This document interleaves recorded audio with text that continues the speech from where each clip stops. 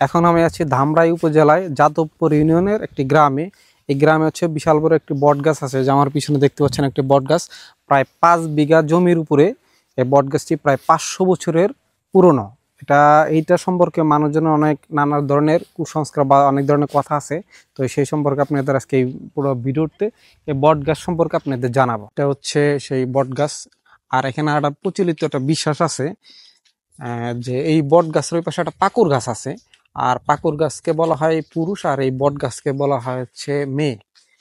আর এখানকার বট গাছের কেউ ডাল বা অন্য কিছু মানে স্থানীয় মানুষ এটা কাটে না, বা এটা যদি কাটে তো সে অসুস্থ হয়ে যায়। এই ধরনের প্রচলিত একটা ধারণা আছে। একটা মজার ব্যাপার হচ্ছে এখানে একটা টং দোকান পাবেন, যারা নাস্তা বা কিছু কিনতে চাইলে এখান থেকে কিনতে পারবেন। আর এটা হচ্ছে আপনার একটা মন্দির, সম্ভবত হিন্দু দ্বারা দের মন্দির। আর এটা হচ্ছে বট গাছের পাশে। আর এটা প্রতি বছর এখানে মেলা হয় বৈশাখ মাসের প্রথম দিনে, সেদিন হচ্ছে মেলা বসে।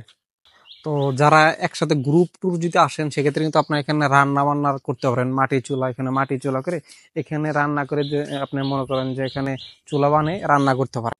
আর এখানে যদি আপনারা আসেন সেক্ষেত্রে আপনার গাবতলী এবং মানিকগঞ্জগামী যেসব বাস আছে, অথবা ডিলিং নামে একটা বাস আছে যারা ধামরাই পর্যন্ত আসে, তো সেক্ষেত্রে আপনার হচ্ছে ধুলিবিটা নামবেন। ধুলিবিটাতে এখানে সিএনজি বা রিক্সা ভাড়া করে আপনার হচ্ছে বলবেন যে 60টা বট গাছে যাব, তো সেখানে নিয়ে আসবে। আপনার ভাড়া সম্ভবত যদি রিজার্ভ আসেন 200 টাকা পড়বে।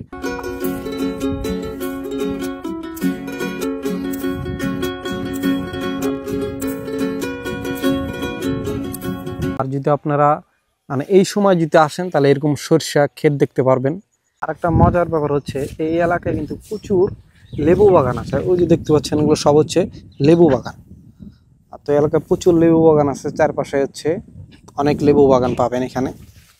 এই জায়গা আসবেন, আসলে এই জায়গাটা আসলে আপনি গ্রামীণ পরিবেশও পাবেন, আর জায়গাটা আসে ঘুরে দেখতে পারেন। যারা আসতে চান অবশ্যই এখানে সন্ধ্যা বিকেলে আগে আসবেন, সকাল সকাল আসার চেষ্টা করবেন। তো আজকে হচ্ছে এই পর্যন্ত ভিডিওটা ছিল। আল্লাহ হাফেজ।